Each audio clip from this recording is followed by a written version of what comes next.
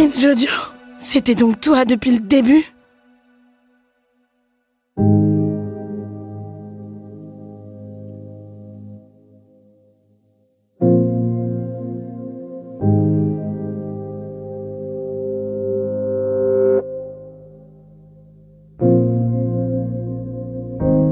Depuis que je vis au Nigeria, je suis devenu très rigoureux lors de mes déplacements. J'évite de répondre au téléphone, dans la rue ou dans les transports, quand je reçois un appel d'une personne francophone. Je fais en sorte de ne pas me faire remarquer dans l'espace public et ma peau sombre et noire me permet de passer inaperçu.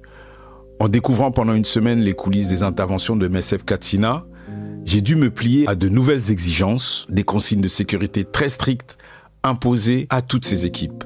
Car une partie de l'état de Katsina est traversée par une vaste forêt, une forêt qui s'étend sur presque 220 km et qui relie le Nigeria au Niger. Depuis plusieurs années, la forêt de Rougou est devenue le repère de groupes criminels et mafieux qui terrorisent les populations des états de Katsina, de Zamfara et de Kaduna. Le docteur Murtala Ahmed Rufai est un chercheur nigérian qui fait autorité en matière de banditisme. Selon lui, le nord-ouest du Nigeria compterait 120 camps de bandits, constitués d'au moins 100 000 hommes et femmes. Il serait en possession de 60 000 fusils AK-47 et il serait impliqué dans des enlèvements contre rançon, des vols à main armée, des vols de bétail, des viols et autres violences sexuelles, des pillages et aussi des attaques. Leurs victimes, des commerçants, des agriculteurs, des éleveurs et des voyageurs, en particulier dans cette région du nord-ouest du Nigeria.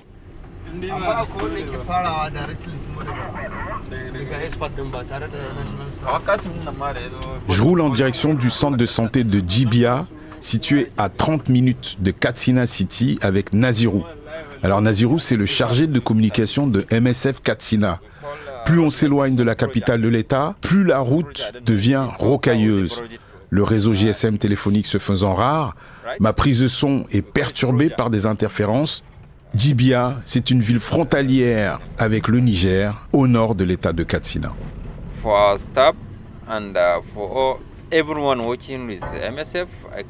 Pour nous, pour notre personnel et pour tous ceux qui travaillent avec MSF, on prend ces questions de sécurité très au sérieux. Le but, c'est d'éviter qu'il y ait le moindre problème, de se protéger en premier lieu. Et c'est en se protégeant soi-même que l'on protège les autres. Car si quelqu'un est touché, il faut comprendre que ça affecte toute l'organisation et que ça pose évidemment de nombreux problèmes pour la prise en charge des enfants. L'année dernière, on est passé en voiture 1 minute avant une attaque sur la route. Il y a eu des moments où on a été arrêté sur la route par des bandits, comme on les appelle ici. Ça vous donne un aperçu du stress que l'on peut ressentir.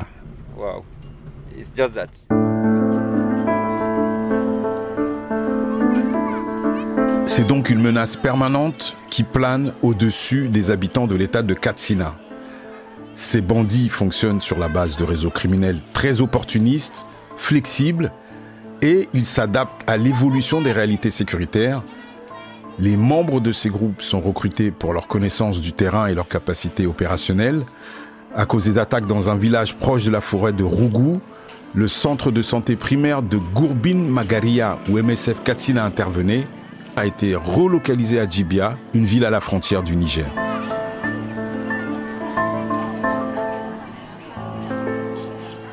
Je vois que c'est vous qui gérez les enregistrements, donc j'imagine que vous avez une bonne connaissance de la géographie ici. Yeah, anywhere that you came from, I know the places, and I visit that place since before now. Oui, je connais vraiment bien cette région. Je me suis beaucoup déplacée dans les environs de Djibia avant même qu'on s'installe ici avec MSF. J'ai sillonné les moindres recoins. Jusqu'à présent, chez MSF, je suis chargée de repérer les femmes qui ont des difficultés pour se rendre à l'hôpital. Je me déplace pendant des semaines pour rencontrer des mamans et leurs maris. J'essaye de comprendre pourquoi ces femmes, malgré l'état de leur enfant, ne veulent pas se rendre à l'hôpital. Quand c'est l'argent le problème, je leur en donne pour qu'elles puissent payer le transport. J'essaye de leur expliquer à quel point c'est important que leur enfant se fasse soigner à l'hôpital. Avant de travailler pour MSF, je travaillais pour UNICEF comme bénévole dans l'état de Katsina. J'étais animatrice de santé. J'essayais de mobiliser les parents, je leur donnais des conseils sur les bonnes pratiques en termes d'hygiène et de nutrition pour le bien-être de leur enfant. Alors on est dans une zone aussi où il y a des problèmes d'insécurité. Est-ce qu'il vous est arrivé d'avoir des profils de personnes liées à certains groupes criminels? Je suis désolée de dire ça, mais regardez cette femme. Elle vient dans des endroits dont on parlait tout à l'heure. Elle a essayé de se rendre dans un hôpital, mais à cause de sa proximité avec les... Je ne veux pas dire le mot pour éviter qu'elle comprenne de quoi on parle. Donc au début, elle ne voulait pas aller à l'hôpital pour pas être opérée. Ce qui me préoccupe, c'est qu'elle ne peut vraiment pas dire d'où elle vient. Car les gens ici connaissent les zones où sévissent ces gens-là. Elle ne révèle pas la réelle identité de son mari, du père de son fils. Elle a menti sur l'identité du père de son enfant. Enfin, je pense que tu comprends ce que je veux dire. Cette situation n'est pas facile pour cette dame que vous recevez parce qu'elle est complètement effrayée de dévoiler l'identité de son mari. Oui, exactement. Ce n'est pas facile car ça se voit, cette femme n'est pas à l'aise. Même assise là, et même si elle est bien reçue par l'équipe MSF de ce centre de santé. Elle n'est pas à l'aise, elle a peur, son enfant est malade et il a droit à ses soins. Mais elle se demandait si elle pouvait venir ou pas. On lui a expliqué les soins qu'on avait faits, on a essayé de la calmer et évidemment, elle est très contente maintenant que son enfant aille mieux. L'idée, c'était qu'elle comprenne que peu importe ce que faisait son mari, ici, on accueille tout le monde. Elle a donc accepté que l'on soigne son enfant, même si elle n'était pas toujours à l'aise.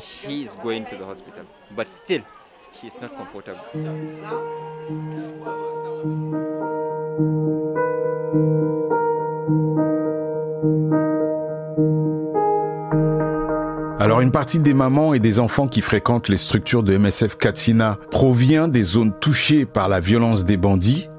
Pour la survie de leurs enfants, certaines de ces femmes, au péril de leur intégrité physique, voire de leur vie, traversent des localités extrêmement dangereuses. Elles passent par des chemins et routes où ces groupes criminels sont actifs. À l'hôpital Touraï, à Katsina, j'ai croisé une maman qui était sur le point de retourner dans son village, un lieu où on compte beaucoup d'attaques.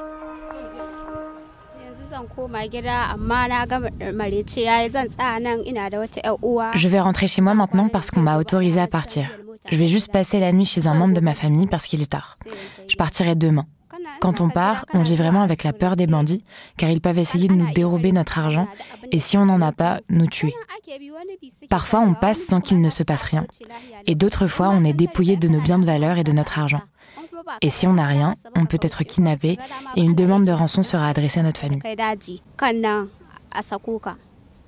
À l'aller, quand vous êtes venu, ça vous a pris combien de temps pour venir? Est-ce que vous êtes venu directement? Est-ce que vous avez dû vous arrêter en chemin pour vous cacher et prendre le temps pour éviter les bandits?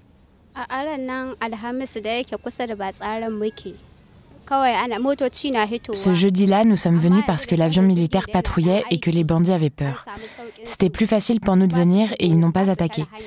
Mais parfois ils attaquent, alors on court dans la brousse pour nous cacher, peu importe l'heure qu'il est, et s'il le faut, on reste dormir. Donc ça veut dire que parfois ça vous arrive de dormir dehors à la Belle Étoile? Oui, ça nous arrive, et même pendant le ramadan, car ils osent nous attaquer lors de cette période. Ils profitent même du fait qu'on n'ait pas encore rompu notre jeûne pour nous attaquer, et on doit s'enfuir, se cacher dans les buissons.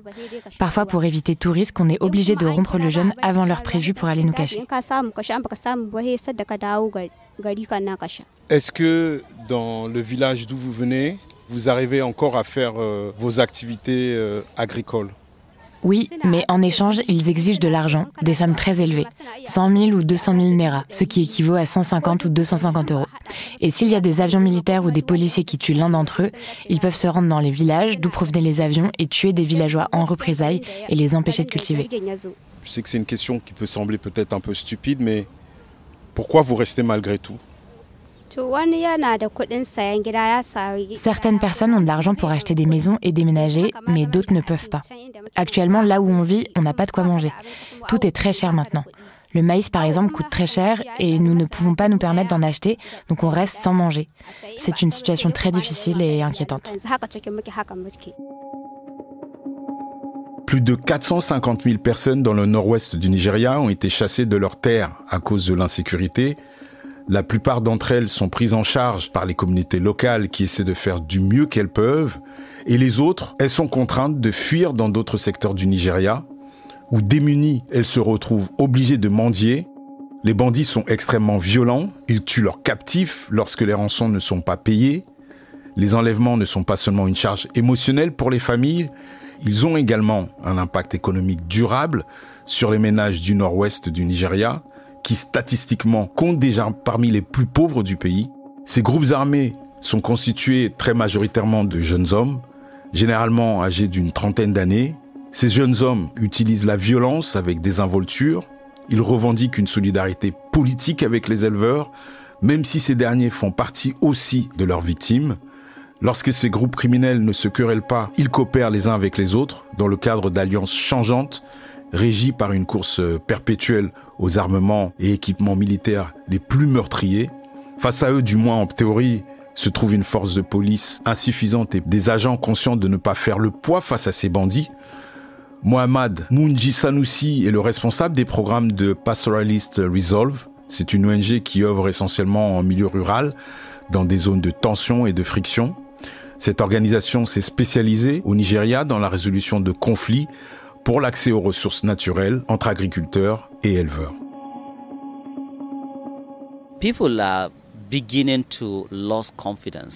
Ce qu'il faut savoir, c'est qu'au fil du temps, les gens ont perdu confiance dans leur police et dans leurs différentes institutions. On a traversé des périodes vraiment difficiles et les gens se sentent trahis de ne pas avoir été soutenus par les pouvoirs publics. Ils sont inquiets pour le futur, car évidemment, toute cette violence laisse des traces durables. Il y a beaucoup de personnes qui ont vu des membres de leur famille se faire agresser, ou pire, se faire tuer. Et ces personnes-là veulent prendre leur revanche. Les attaques de bandits poussent vraiment à ce genre de réaction, car beaucoup n'ont plus rien à perdre. Ils n'ont plus de moyens de subsistance, ils ont perdu des proches, leurs enfants, leurs parents, et personne n'est là pour les soutenir. Ni l'État, ni leur communauté. Ils sont abandonnés, livrés à eux-mêmes, donc ils décident de se faire justice. Pour donner un peu de contexte, ce qu'il faut comprendre, c'est que historiquement, les éleveurs ont été la cible de différentes attaques. Ils sont notamment en conflit permanent avec les agriculteurs pour le partage des terres, mais surtout, ils font l'objet de beaucoup de convoitises. Car leurs bêtes valent beaucoup d'argent, donc il y a beaucoup de vols, notamment sur les marchés à bétail où se font les transactions. Et ce n'est pas quelque chose de nouveau. En 2009, pour faire face à ce fléau, et vu que les pouvoirs politiques ne faisaient rien, de nombreux éleveurs ont décidé de constituer des sortes de milices locales pour défendre leurs intérêts et éviter toute forme d'attaque, et ainsi pérenniser leur activité, et surtout leur survie, et celle de leur famille. Le problème, c'est qu'assez rapidement, ces différentes milices ont commencé à s'entretuer entre elles, et la situation est devenue hors de contrôle.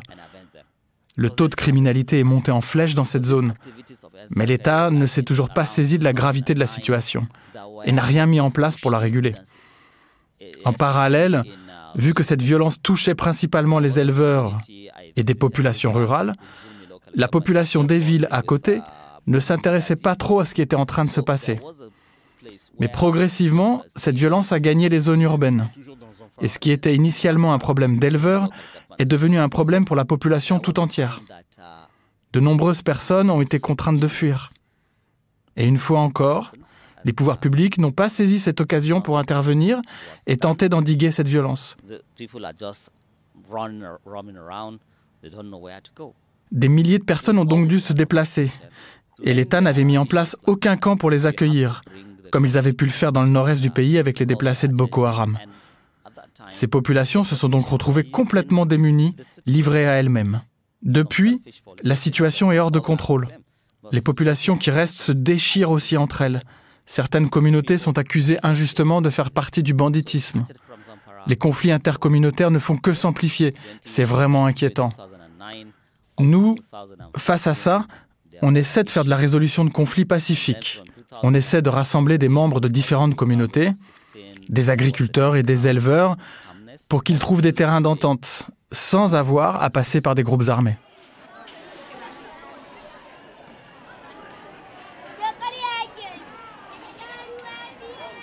Le centre de santé primaire de Gourbine Magaria est délocalisé à Djibia à cause de l'insécurité constante. Ici, des mamans et des enfants sont présents en masse quelques semaines avant le pic de malnutrition. Parmi eux, beaucoup viennent de localités rurales voisines touchées par les attaques des bandits. Oui, c'est déjà presque complet car nous avons de nombreux patients qui viennent de partout. Jibia, c'est un centre d'accueil important. Rabiou Batouré, superviseur des infirmières et infirmiers du centre de santé de Gourbin Magaria. Aux alentours de Jibia, l'agriculture est l'activité principale de beaucoup de personnes. Mais en raison de l'insécurité, ils sont nombreux à ne plus pouvoir accéder à leurs terres. Et c'est pour ça que nous avons de nombreux patients souffrant de malnutrition qui viennent ici pour obtenir de l'aide. Je suis stupéfait et étourdi par les mouvements perpétuels à l'intérieur de ce hall. Plus de 200 femmes attendent leur tour pour que leur enfant soit pesé et mesuré. Près de 200 autres ont déjà été enregistrées. Elles circulent dans les différents espaces du centre de santé primaire de Jibia. Une affluence déjà impressionnante, alors que le pic de malnutrition n'en est qu'à ses prémices en cette mi-juillet 2023. Ce que j'apprends aussi en discutant avec Rabiou Batouré, c'est que de nombreuses femmes nigérianes se rendent dans des centres de santé de MSF au Niger. Alors certes, il y a une proximité géographique, mais ce n'est pas la seule raison.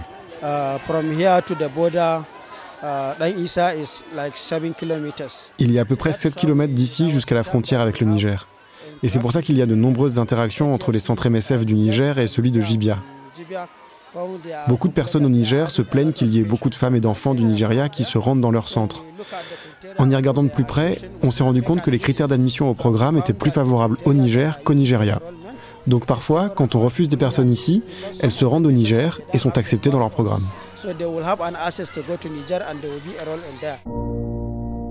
Ce que dit Rabiou Batouré me confirme ce que j'entends depuis que je suis ici. Les critères d'admission des enfants malnutris sont beaucoup plus sévères au Nigeria, et pour cause, la crise alimentaire est tellement plus importante ici. Je prends tout à coup conscience de ces mamans nigérianes, dont on n'a pas cessé de me parler durant tout mon séjour à Katsina, celles qui se rendent dans les centres MSF du pays, celles que les agents communautaires vont visiter, ou celles qui justement franchissent la frontière pour soigner leur bébé au Niger. Surtout avec l'amplification de l'insécurité au nord-ouest du Nigeria. Depuis 2019, ce sont plus de 94 000 Nigérianes qui se sont réfugiées dans la région de Maradi au Niger, Gindan-Rumji, Madarumfa. Certaines semaines, les mamans originaires du Nigeria et leurs enfants représentent plus de 50% des admis dans les programmes de MSF du Niger à Maradi. Les autorités sanitaires du Niger ne se sont jamais officiellement plaintes par solidarité et pour maintenir aussi de bonnes relations de voisinage. Cette situation demeure pesante néanmoins car les capacités financières du Nigeria, première puissance économique africaine, sont sans commune mesure avec celles du Niger, considéré lui comme l'un des pays les plus pauvres de la planète. L'ouverture du programme nutritionnel de MSF à Katsina en 2021 s'est faite pour contenir la crise alimentaire au Nigeria. Malgré cela, ces 2 dernières années, beaucoup de mamans nigérianes continuent de traverser la frontière, car en cas d'admission de leur enfant, elles savent aussi qu'elles bénéficieront de l'alimentation gratuite durant toute la durée du séjour, en plus de la prise en charge du transport pour venir et repartir. Et puis, moi, vous, nous ferions toutes et tous, franchement, comme ces femmes à leur place. Sauver la vie de nos enfants sans se poser la moindre question, coûte que coûte.